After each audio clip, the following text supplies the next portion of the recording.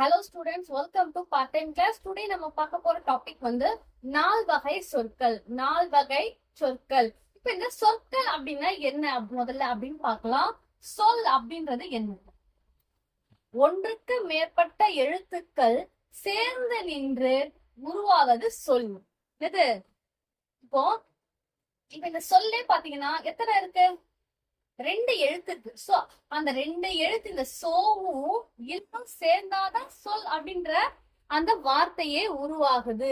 அதனாலதான் என்ன சொல்றாங்க, ஒன்றுக்கு மேற்பட்ட எழுத்துக்கள் சேர்ந்து நின்று பொருள் தருவது சொல் எனப்படும். புரிஞ்சுச்சா? இப்ப பாருங்க, இந்த சொல் நாலு வகையா பிரிக்கிறாங்க. சொல் எத்தனை வகையா பிரிக்கிறாங்க? 4 வகையா பிரிக்கிறாங்க. அதுதான் 4 வகை சொற்கள். ஃபர்ஸ்ட் என்னன்னு பார்க்கலாம். பெயர்ச்சொல்,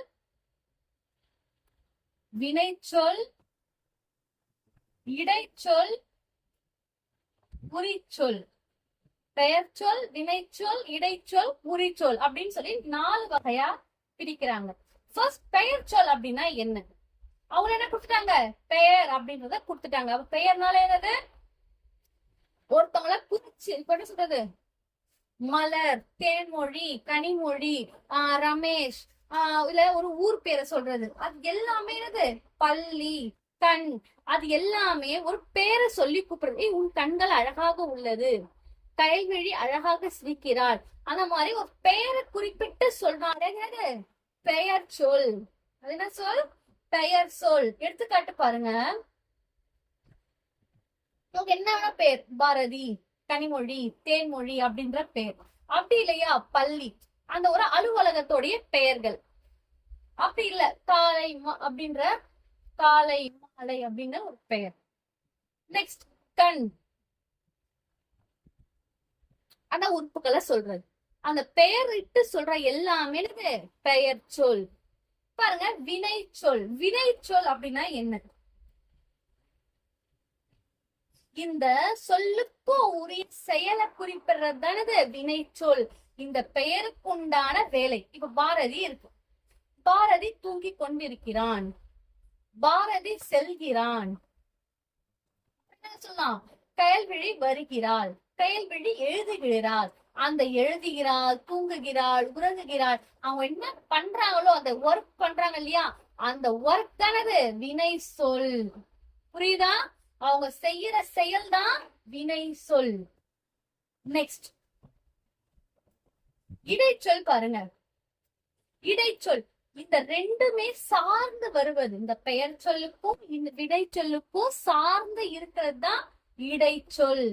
இது இடைச்சொல் என்னென்ன எப்பெல்லாம் வரும் அப்படின்னு பாருங்க. மற்ற, ஐ.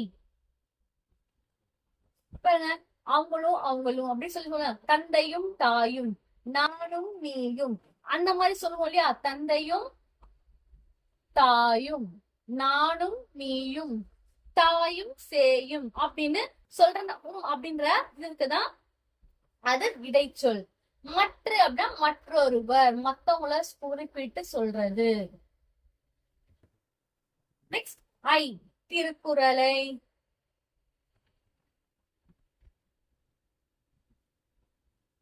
இப்போ பாரதி திருக்குறளை படித்தாள் அப்படின்னு சொல்லும் போது என்ன ஆகுது? பாரதி அப்படின்றது பெயர் சொல்லாகுது, திருக்குறளை அப்படின்னும் போது இடைச்சொல்லாகுது, படித்தாள் அப்படின்னது வினை சொல்லா ஆகுது. சோ அந்த மாதிரி இதுக்கும் இந்த வார்த்தைக்கும் பொதுவாக அது சார்ந்து வருது. தெரியுமா? அதுதானது இடைச்சொல். நல்லா புரிஞ்சுச்சா? எழுதி சொல்றேன், நல்லா பாருங்க. இப்போ பாரதி இருக்கு, திருக்குறளை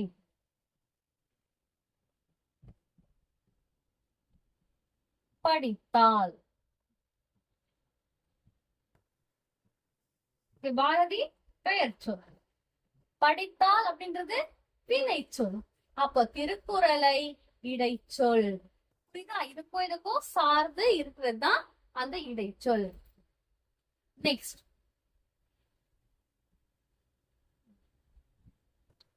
உரிச்சொல். உரிச்சொல் அப்படின்னா என்ன? உரிச்சொல் அப்படின்றது பெயர் சொல்லியும் வினை சொல்லியும் அதோடைய தன்மையை குறிப்பது, தன்மையை மிகப்படுத்தி குறிப்பது. இப்ப நன்றுன்னு போடுவோம், மிஸ் நம்ம என்ன பண்ணுவோம், அழகா எழுதிட்டாங்க அந்த குட்னு சொல்லுவோம் இல்லையா. நல்லா இருக்கு அப்படின்னா குட், ரொம்ப நல்லா இருக்கு அப்படின்னா என்ன பண்ணுவோம், we point good, very good அப்படின்னு சொல்லி போடுவோம் இல்லையா. அப்போ அந்த வி இருக்குல்ல, அந்த வெரி அப்படின்ற சொல்றாங்க பாருங்க, அதுதான் உரிச்சொல். இப்ப நன்றுன்னு இருக்கு தமிழ்ல, நம்ம என்ன பண்ணுவோம், மிக நன்று, மிக்க நன்று. அந்த மிகைப்படுத்தி சொல்றாங்க இல்லையா, நல்லா இருக்கு, ரொம்ப நல்லா இருக்கு. அந்த ரொம்பன்ற வார்த்தை தானே உரிச்சொல். ஒரு வார்த்தைய மிகைப்படுத்தி கூறுவது உரிச்சொல். புரிச்சா? அது என்ன பண்ணலாம், மரம், சாரி நகரம், மாநகரம். சிறந்தது, சால சிறந்தது. புரிஞ்சுச்சு எல்லாருக்குமே? பெயர்ச்சொல், வினைச்சொல், இடைச்சொல், உரிச்சொல், இந்த நாலுத்துக்கும் என்ன டிஃபரன்ஸ் அப்படின்றத உங்களுக்கு நல்லா புரிஞ்சிருக்கும் அப்படின்னு நினைக்கிறேன். இப்ப பாருங்க, அதுக்குண்டான சில எடுத்துக்காட்டு சொல்றோம், அதை நீங்க கண்டுபிடிக்கிறீங்களான்னு பார்க்கலாம். ஓகேவா?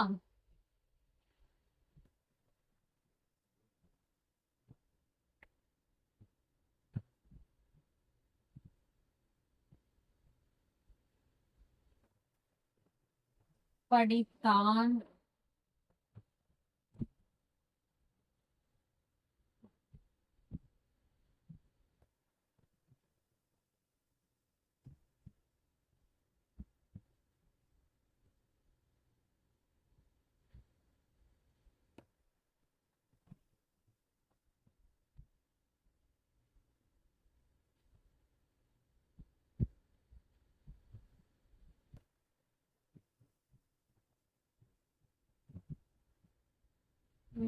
பாருங்க, படித்தான், படித்தான் அப்படின்னு சொல் வினை சொல், ஏன்னா படிக்கிறது, அந்த ஒர்க் பண்றான். மதுரை அப்படின்றது பெயர் சொல், மதுரைன்றது ஒரு ஊரோட பேர். மாநகராட்சி, அப்ப மாநகராட்சி மிகைப்படுத்தி கூறுகிறது. நெக்ஸ்ட் வேற என்ன இருக்கு, சித்திரை அப்படின்றது ஒரு மாதத்துடைய பெயர். சென்றார் அப்படின்றது வினை, போனாங்க இல்லையா, சென்றனர் அப்படின்றது. சால சிறந்தது, சால அப்படின்றது உரி. கயல்விழி பெயர். இப்ப நல்லா புரிஞ்சுச்சா? ஏதாச்சும் டவுட் இருக்கா? No doubt. ஓகே,